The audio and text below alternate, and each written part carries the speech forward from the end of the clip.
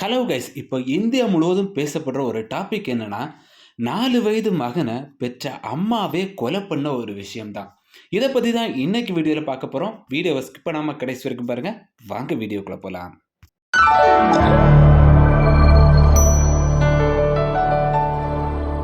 ரொம்ப படிச்சவங்க எல்லாம் மேதையும் கிடையாது. படிக்காதவங்க எல்லாம் முட்டாளும் கிடையாது. அதுக்கு இந்த ஒரு சம்பவம் ரொம்பவும் சிறந்த ஒரு எடுத்துக்காட்டு. சுச்சனா செத் இவங்களோட வயது 39. இவங்களோட பூர்வீகம் கல்கட்டா.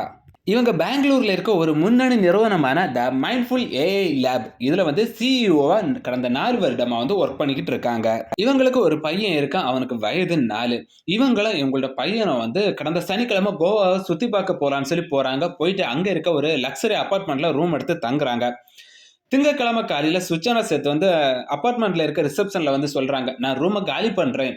எனக்கு இங்கிருந்து பெங்களூர் போனா கால் டாக்ஸி அரேஞ்ச் பண்ணி தர முடியுமான்னு சொல்லி கேட்கறாங்க.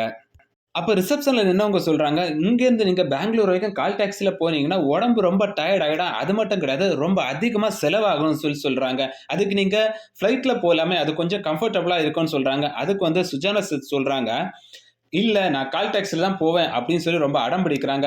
அப்ப கஸ்டமர் கேட்கிறத அவங்க செஞ்சு குடுக்கணும் இல்ல. அதனால வந்து அவங்க ஓகே மேடம் நாங்க கால் டாக்ஸி அரேஞ்ச் பண்ணி தர்றோம்னு சொல்லி சொல்றாங்க. திரும்ப இவங்க ரூமுக்கு போயிட்டு கீழ வராங்க. ஒரு லக்கேஜ் மட்டும் ஒரு பேக் மட்டும் கொண்டு வராங்க. அப்ப ரிசப்ஷன்ல என்னவங்க கேட்குறாங்க, "உங்க பையன் எங்கன்னு?" சொல்லி கேட்குறாங்க. அதுக்கு அவங்க சொல்றாங்க, "இல்ல என் ரிலேட்டிவ் வீட்ல வந்து என் பையன விட்டுருக்கேன். நான் போகும்போது அப்படியே கூட்டிட்டு போயிடுவேன்னு" சொல்லி அவங்க சொல்றாங்க. கொஞ்ச நேரத்திலேயே வந்து காரும் வருது. ஒரு புது இனோவா காரு.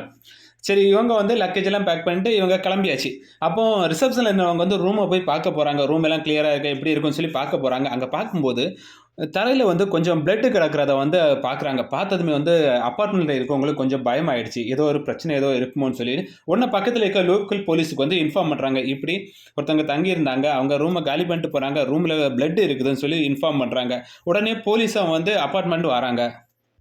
போலீஸும் உடனே அபார்ட்மெண்ட் வராங்க. வந்துகிட்டு அந்த ரூம் எல்லாம் பார்த்துக்கிட்டு, அபார்ட்மெண்ட்ல உள்ளவங்கள்ட்ட எல்லாம் விசாரிக்கிறாங்க. யாரெல்லாம் ரூம்ல ஸ்டே பண்ணாங்க? போகும்போது எப்படி போனாங்கன்னு சொல்லி கேட்குறாங்க. அந்த அபார்ட்மெண்ட்ல உள்ளவங்களும் சொல்றாங்க, அம்மாவும் பையனுமா வந்தாங்க. போகும்போது வந்து அம்மா மட்டும் தான் போறாங்க. உடனே போலீஸ் கேட்குறாங்க, "பையன் எங்கன்னு?" சொல்லி கேட்டாங்க. "நீ கேட்கலையான்னு?" சொல்லி கேட்குறாங்க. உடனே அவங்க ரிசப்ஷன்ல இருந்தவங்க எல்லாம் சொல்றாங்க, இல்ல சார் நாங்க கேட்டோம். பையன வந்து அவங்க ரிலேட்டிவ்ஸ் வீட்ல விட்டதாகவும், போகும்போது கூட்டிட்டு போறதாகவும் எங்கள்ட்ட சொன்னாங்கன்னு" சொல்லி அவங்க சொல்றாங்க. அந்த அபார்ட்மெண்ட்லேருந்து தானே அந்த கால் டாக்ஸிய பிடிச்சு குடுத்தாங்க. அதனால வந்து கால் டாக்ஸி டிரைவர் நம்பர் இவங்களுக்கு தெரியும். உடனே வந்து அந்த கால் டாக்ஸி டிரைவருக்கு கால் பண்ணி வந்து போலீஸ்ட்ட குடுக்குறாங்க. போலீஸ் அவங்க கூட வராங்களே, அவங்க கிட்ட ஃபோன குடுங்கன்னு சொல்லி கேட்குறாங்க. உடனே சொல்றாங்க, அவங்களும் பேசுறாங்க போலீஸ்ட்ட. அவங்க நார்மலா தான் பேசுறாங்க. போலீஸ் சொல்றாங்க, "உங்க பையன் எங்கன்னு?" சொல்லி கேட்குறாங்க. உடனே அவங்க சொல்றாங்க வந்து, "பையன் வந்து என்னோட ஃப்ரெண்ட் வீட்ல விட்டுருக்கேன். போகும்போது நான் என் பையன கூட்டிட்டு போயிடுவேன்" அப்படின்னு சொல்லி சொல்றாங்க. உடனே போலீஸ் கேட்குறாங்க, "உங்க பையனுக்கு ஏதாவது ப்ராப்ளமா? ஏதாவது ஆச்சா? உங்களுக்குள்ள ஏதாவது சண்டை எதுவும் உண்டுச்சா?" இல்லன்னு சொல்லி ஏன்னு கேட்குறாங்க. அந்த லேடிய வந்து ஏன் என்ன ஆச்சுன்னு கேட்குறாங்க. அவங்க நார்மலா தான் பேசுறாங்க. எந்த ஒரு பதட்டம் இல்லாம நார்மலா பேசுறாங்க. இல்ல அவங்க ரூம்ல பிளட் கிடந்துச்சு. அதனால தான் கேட்டோம்னு சொல்லி சொல்றாங்க. இல்ல அது என்னோட பிளட் தான். எனக்கு பீரியட்ஸ்ன்னு சொல்லி அவங்க போலீஸ்ட்ட வந்து ஒரு பொய்ய சொல்றாங்க. போலீஸ்க்கு என்ன சந்தேகம் வருது. ஏன் சந்தேகம் வருதுன்னா, ரிசப்ஷன்ல அந்த லேடி என்ன சொன்னாங்க, என் பையன வந்து என்னோட ரிலேட்டிவ்ஸ் வீட்ல விட்டுருக்கேன்னு சொன்னாங்க. ஆனா போலீஸ்ட்ட வந்து என்னோட ஃப்ரெண்ட் வீட்ல விட்டுருக்கேன்னு சொன்னாங்க. இப்போ 2 இடத்துல வந்து மாத்தி மாத்தி பேசினால போலீஸ்க்கு சந்தேகம் வருது. உடனே போலீஸ் வந்து சொல்றாங்க, உங்க ஃப்ரெண்டோட அட்ரஸ் குடுங்கன்னு சொல்லி சொல்றாங்க. உடனே இவங்களும் கேஷுவலா பதட்டமா ஏதாவது குடுத்துறக்கூடாது. நம்ம பதட்டம் அடைஞ்சோம்னா போலீஸ்க்கு தெரிஞ்சிரும்னு சொல்லிட்டு நார்மலா கேஷுவலாவே ஒரு அட்ரஸ குடுக்குறாங்க. உடனே போலீஸும் அந்த அட்ரஸ்க்கு உடனே என்குயரி பண்ண போறாங்க. திரும்பவும் அந்த போலீஸ் வந்து அந்த டிரைவருக்கு ஃபோன் பண்றாங்க. ஃபோன் பண்ணிட்டு, "இப்ப நீங்க எங்க இருக்கீங்கன்னு?" சொல்லி கேட்குறாங்க. உடனே அந்த டிரைவர் சொல்றாரு, "சார் நாங்க பெங்களூர் ரீச் பண்ணிட்டோம்னு" சொல்றாரு. உடனே அந்த போலீஸ் சொல்றாங்க, "நீங்க பக்கத்துல இருக்க எந்த போலீஸ் ஸ்டேஷன் உங்களுக்கு பக்கத்துல இருக்கோ, அந்த போலீஸ் ஸ்டேஷனுக்கு உடனே வண்டிய விடுங்க. அந்த லேடி மிஸ் ஆயிடக்கூடாது. நீங்க உடனே அந்த போலீஸ் ஸ்டேஷன் போயிட்டு எனக்கு கால் பண்ணுங்கன்னு" சொல்லி சொல்றாங்க. உடனே அந்த டிரைவரும் வந்து ஐமங்கல போலீஸ் ஸ்டேஷனுக்கு வண்டிய விடுறாங்க. அதுக்குள்ள வந்து கோவால இருக்க போலீஸ் வந்து இந்த போலீஸ் ஸ்டேஷனுக்கு கால் பண்ணி எல்லா விஷயத்தையும் சொல்லிடுறாங்க. அங்க வந்ததுமே வந்து அந்த கார ஃபுல்லா செக் பண்ணுங்க. செக் பண்ணிட்டு உங்களுக்கு இன்ஃபார்ம் பண்ணுங்கன்னு சொல்றாங்க. அந்த போலீஸ வந்து உடனே அந்த கார ஃபுல்லா செக் பண்றாங்க. செக் பண்ணிட்டு அவங்களுக்கு சந்தேகப்படுற மாரி எந்த ஒரு விஷயமும் இல்ல. கடைசியா வந்து அந்த லக்கேஜ் மேல சந்தேகப்பட்டு, அந்த லேடி கையில வச்சிருந்த பேக்க செக் பண்றாங்க. பேக்க ஓப்பன் பண்றாங்க. எல்லாருக்கும் பயங்கர ஷாக்.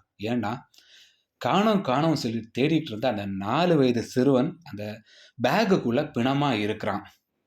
எல்லாருக்குமே பயங்கர ஷாக்.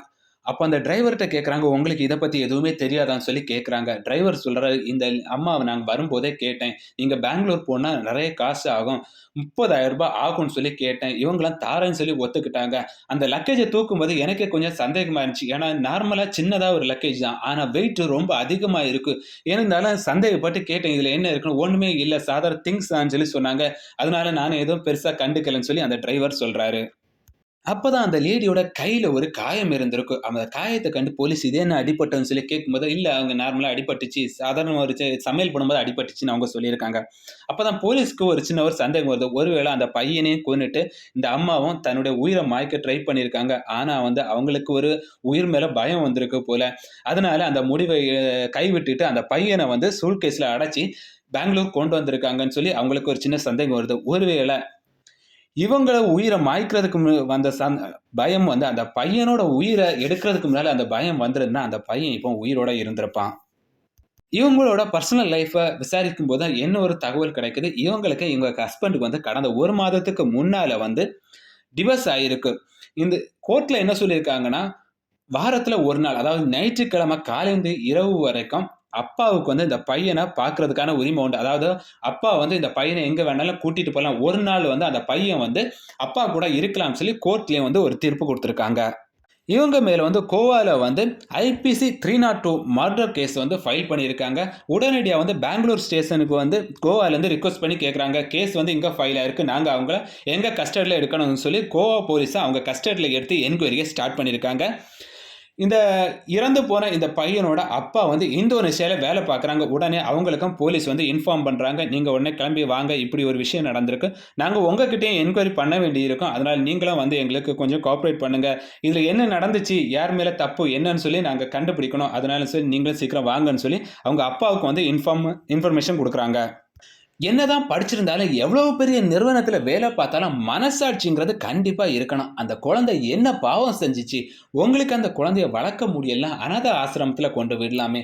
இல்ல எத்தனையோ பேரன்ட்ஸ் குழந்தை இல்லாம இருக்காங்க. அவங்க கிட்ட அந்த குழந்தைய வளர்க்க குடுக்கலாம். எதுக்காக அந்த குழந்தைய கொலை பண்ணீங்க? அந்த குழந்தை உங்க வயத்துல பிறந்தத தவிர, வேற எந்த பாவமும் அந்த குழந்தை செய்யல. இந்த குழந்தைய எதுக்காக இந்த லேடி கொலை பண்ணாங்கன்னு சொல்லி கூடிய விரைவில் நமக்கு தெரிய வரும். ஏன்னா, இப்ப தான் அந்த கேஸ முழு வீச்சுல கோவா போலீஸ் இன்வெஸ்டிகேஷன் பண்ணிக்கிட்டு இருக்காங்க. இதனால கூடிய விரைவில் இதுக்கான காரணம் நமக்கு தெரிய வரும். வீடியோ பிடிச்சிருந்தா லைக் பண்ணுங்க. உங்களுக்கு என்ன தோணுதோ அத மறக்காம கமெண்ட் பாக்ஸ்ல கமெண்ட் பண்ணுங்க. இது போல பெற்ற குழந்தைகள கொலை பண்ற தாயை என்ன பண்ணலாம்னு சொல்லி நீங்க நினைக்கிறீங்க? அதையும் மறக்காம கமெண்ட் பாக்ஸ்ல கமெண்ட் பண்ணுங்க. நம்ம சேனலை இதுவரை சப்ஸ்கிரைப் பண்ணாதவங்க சப்ஸ்கிரைப் பண்ணி பக்கத்துல இருக்க பெல் பட்டனை கிளிக் பண்ணி ஆல் கொடுத்துக்கோங்க. மீண்டும் அடுத்த வீடியோல உங்களை சந்திக்கிறேன். நன்றி.